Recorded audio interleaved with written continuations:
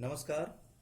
आज हम लोग क्लास टेंथ के एक फर्स्ट चैप्टर का टेंथ मैथ्स के फर्स्ट चैप्टर का 1.3 एक्सरसाइज करेंगे।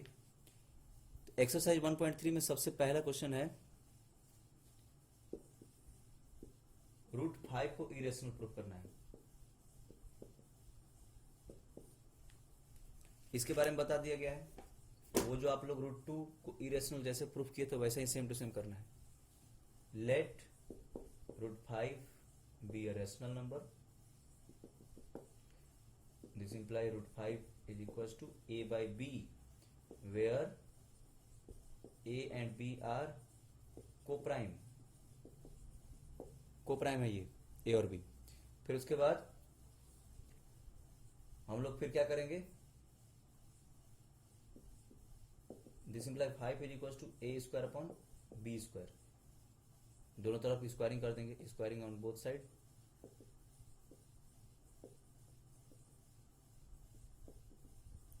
स्क्वायरिंग ऑन बोथ साइड्स तो फिर क्या होगा? 5b square is equal to a square. 5b square is equal to a square, है ना? ठीक है। This imply 5 divides a square. A square को 5 जो है डिवाइड कर दे रहा है बी स्क्वायर टाइम्स, है ना? और 5 डिवाइड्स ए ऑल्सो। ए को भी वो डिवाइड कर देगा। 5 जो है ए स्क्वायर को डिवाइड तो कर ही रहा है, साथ में ए को भी वो डिवाइड कर देगा। तो ये हो गया आपका फर्स्ट स्टेटमेंट हम लोग मान लिए। फिर उसके बाद अब हम लोग क्या करेंगे?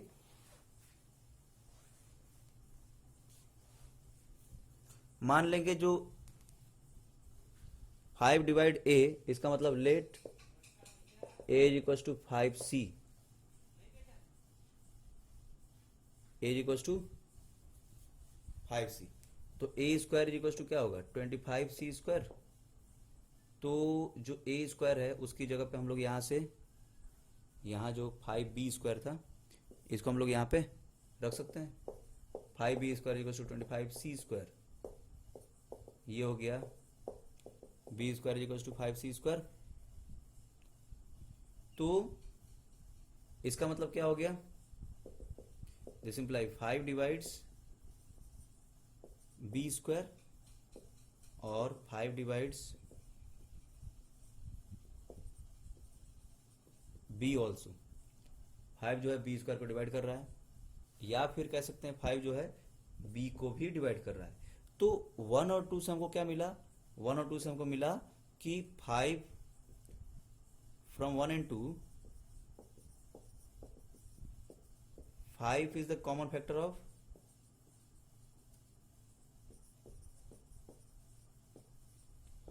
ए एंड बी। ठीक है। This gives contradiction.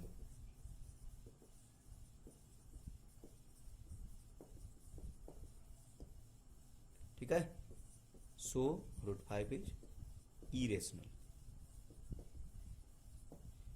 ये कंट्राडिक्शन क्यों दिया? क्योंकि भाई हम लोग √5 को माने थे रैशनल नंबर, जो कि √5 is equal to a by b. तो ए बाई बी का मतलब क्या हुआ? जहां ए और बी क्या थे? को प्राइम नंबर थे। ए और बी को प्राइम नंबर थे, लेकिन हम लोग ये यहां पर ये बता रहे हैं कि भाई ए जो है, यहां बताया गया कि ए और बी को प्राइम नंबर, पहले हम लोग माने थे को प्राइम, लेकिन अभी पता चला कि ए और बी जो है को प्राइम नहीं है। उन दोनों का कॉमन फैक्टर है 5। तो हम लोग रैशनल नंबर माने थे, लेकिन अभी पता चला कि वो कंट्राडिक्शन हो गया। इस कारण से ये क्या हो जाएगा? इरेशनल है। तो इस तरीके से ये √5 इरेशनल। नेक्स्ट क्वेश्चन है 3 + 2 √5 इज इरेशनल।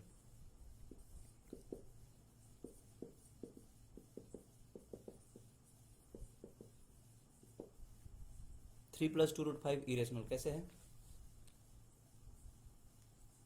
हम लोग मान लेते हैं इसको, let 3 + 2 √5 is equal to a by b. ठीक है, इसको रैशनल मान लेते हैं। तो क्या होगा? 2√5 इज इक्वल्स टू a/b-3 हो सकता है, तो ये भी रेशनल होगा, है ना। ठीक है, तो 2√5 इज इक्वल्स टू ये क्या हो जाएगा, a-3b अपॉन में b, एलसीएम लिए यहाँ b इंटू 3 कर दिए तो 3 इंटू बी 3 भी हो गया, तो a-3b अपॉन b ये भी क्या हो गया, रैशनल हो गया। अब ये जो 2 है उसको इधर हम भेज देते हैं, तो 2 उधर भेजेंगे तो क्या हो जाएगा, √5 is equals to a-3b upon ये 2 ऊपर इंटू में था तो इधर आकर के 2b हो जाएगा, 2 इंटू बी हो जाएगा, ये भी रेशनल होगा। बट क्या ये √5 रेशनल है? हम लोग ये √5 को यहाँ इसके इक्वल बता दिए, ये जो मतलब कि a-3b अपॉन में 2b था उसके इक्वल हो गया √5, लेकिन और अभी तक तो हम लोग मानते आ रहे थे कि भाई रेशनल रेशनल रेशनल, लेकिन ये जो √5 है ये क्या है, इरेशनल है। सो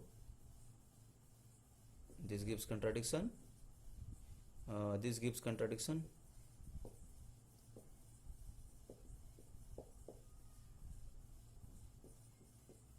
so 3 plus 2√5 is irrational। ये तो इस तरीके से इसको हम लोग इरेशनल प्रूव कर सकते हैं। आगे के क्वेश्चंस ऐसे ही हैं, 1/√2 को इरेशनल प्रूव करना है, 7√5 को इरेशनल प्रूव करना है, 6 + √2 को इरेशनल प्रूव करना है, ऐसे आप कर सकते हैं।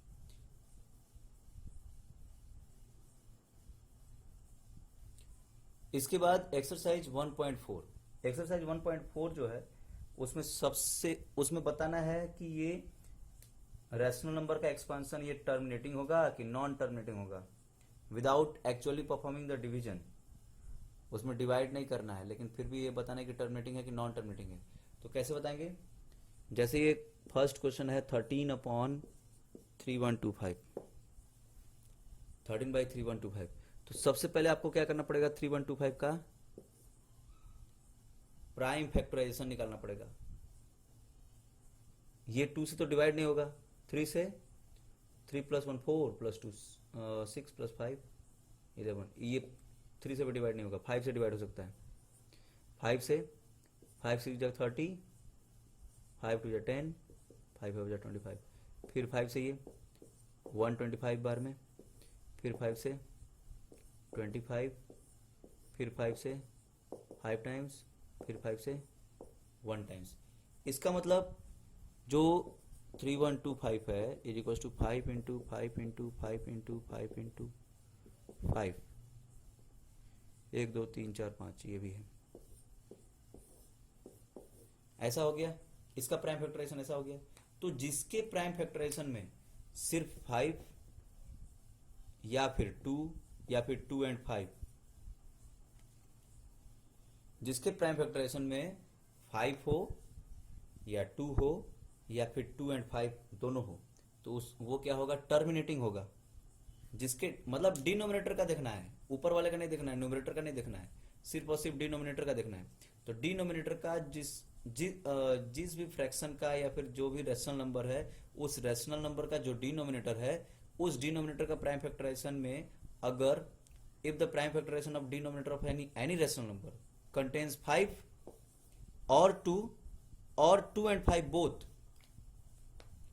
या तो 5 रहना चाहिए या तो 2 या तो 2 और 5 दोनों ही होना चाहिए, तो इसको हम लोग बोलेंगे टर्मिनेटिंग डेसिमल। उसका जो डेसिमल एक्सपांशन होगा वो टर्मिनेटिंग होगा, और जिसमें अगर इनके अलावा कोई दूसरा है तो वो क्या हो जाएगा, नॉन टर्मिनेटिंग। तो ये आपका 1.4 जो है उसमें पूरा सारा इसी को करना है।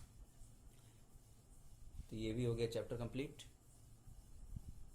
In the next class we will discuss about polynomial, next chapter.